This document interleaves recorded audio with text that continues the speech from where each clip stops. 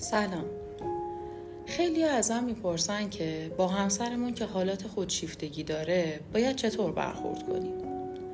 صحبت کردن در مورد حالات خودشیفتگی زمان زیادی رو میگیره، اما اگر اطلاعی ازش دارید و احساس میکنید همسرتون جزو افراد خودشیفته است، باید اینو بدونید که تلاش برای تغییر دادن این آدما تقریبا ناممکنه و اونا خودشون باید بخوان که تغییر کنن. 3 راه حل ساده وجود داره که از سلامت روانتون بیشتر محافظت کنید. اول این که مرزهای خودتون رو تعیین کنید و اونها رو خیلی شفاف و واضح به همسرتون بیان کنید. بعد سعی کنید از هر گونه بحث و جدل اضافه بپرهیزین، چون واقعا فقط باعث فرسایش روانیتون میشه.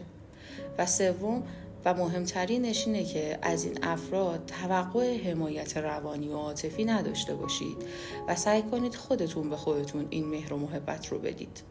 طبیعتاً مراجعه زوج درمانگر هم میتونه کمک کننده باشه براتون. یادتون باشه در قدم اول باید بتونید نیازهای عاطفی خودتون رو برآورده کنید.